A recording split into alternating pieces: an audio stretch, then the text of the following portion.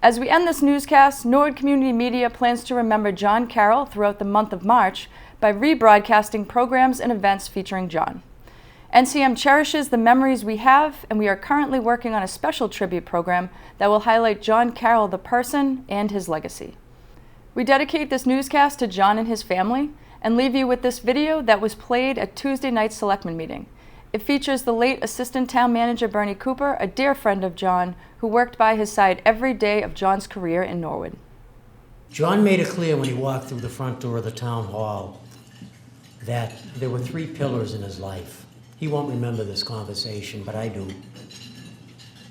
A devotion to God and to God's works, a devotion to his family, and a devotion to his fellow man through public service.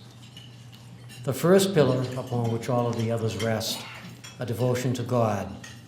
When John first came to Norwood, he was deeply involved in a Christian prison ministry at the Walpole State Prison. Tough duty. He became involved with other ministries over the years as well, including the Bridge, which provided a conduit for ex-inmates into civil society, and Young Life, a program for teens. Many of us know that John attends the Park Street Church and has for many years, and that for many years he's had a ministry to the homeless. After services on Sunday mornings, John crosses the street. I call it the Dunkin' Donuts ministry because John feeds the homeless who gather and treats them on Sunday mornings to a meal that doesn't cost them anything. That's John Carroll. John's family anchors the second pillar of his life. They serve as an immense source of love and pride. When John first came to Norwood, he and Penny were trying to meld together 2 families, still recovering from their own turmoil and loss. But the family provided an everyday source of conversation in the office. They came in every day. John would come in with a different story. There was always a story about one or another of the 18 kids, usually ending with a short note that Penny made, a verbal jab saying, "I told you so." Inez Galazzi, who was John's secretary at the time, used to say that John would come to work for peace and quiet. John's stories still continue, but now they're mixed with snippets from the grandchildren. There are still lots of stories to be told. And finally, that third pillar. John made it clear when he walked through the portal of the town hall back in 1978 that his ministry was public service. He had worked for a number of years for the town of Lexington before he was lured into the private sector for several years. In 1974, he returned to public service as commissioner of the Mass Department of Public Works, where, to hear him tell it, he single-handedly repulsed the blizzard of 1978. And then political fortunes turned, and John's days in the sun appeared numbered. His tenure at the state was ending, and he was looking for a job to feed the hungry horde at home. What to do?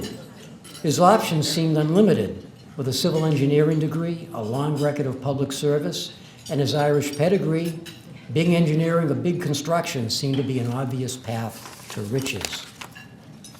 And then Norwood beckoned, thanks to Walter Dempsey, Marty Lydon, and Joe Curran. A way to continue in public service, certainly, but not exactly the path to riches, not monetary riches. So when John Carroll walked through the door of the town hall, my first question was, why Norwood? Why small-town Norwood? And John's answer has defined his tenure here in Norwood. At the state level, his job as commissioner entitled him to cut a lot of ribbons. Ribbons for projects that had begun 10 or 15 or 20 years earlier by a long-forgotten highway commissioner nobody remembered. The bureaucracy was stifling, and the levels of decision-making at the state level were endless. But at the local level, you could define a problem, work on the solution, and actually see something happen. Something that said, I made a difference. And the difference John Carroll has made. There's not a corner of this community that hasn't seen evidence of the difference he has made. And that difference has not just been bricks and mortar. In many ways, his legacy has been his approach to public service. John is fond of saying when confronted with an issue or problem, "I don't know the answer, but how do we find it? What is the process? Who is or who should be involved?" John knows instinctively that the problem before him is often not just an engineering problem or a design issue or even an organizational problem. At heart, most issues in public service are people issues, people problems. He is a master of the process of working with people. That's why he chose service, and that's why he came to Norwood. Whenever I think of the town of Norwood, it just brings happiness to my heart. You know, I worked in Norwood for 39 years. I thought I would go forever. I wanted to, but I love the town. I love working there. I love working on various projects. I always try to make the town a little bit better. And I worked with some great people down through the years, including Bernie Cooper, who died way too young, just a year ago. But I loved working with so many very, very good people. Bob Thornton, the town accountant, everybody that I work with was just wonderful. And I'm so pleased and happy that the selectmen found an excellent candidate, Tony Masuko, to replace me. So congratulations to the town of Norwood on their 150th anniversary. It's well worth it. I well remember sitting at the head table in a tuxedo next to Ernie Block for the 125th anniversary at Concannon's years ago, well, that 25 years ago. And every day I get up to go to work, I was happy. And every day I come home from work, I was satisfied that I had done something to help the town.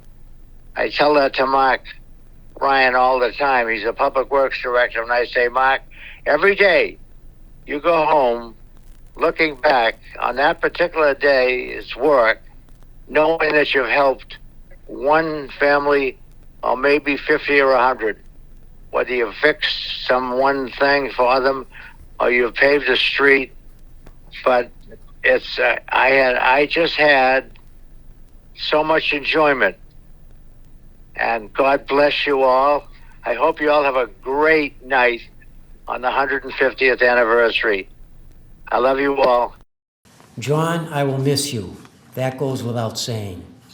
We have met many good people in the course of our service with the town of Norwood, and so many of them have gone, but so many remain, and all of us miss you.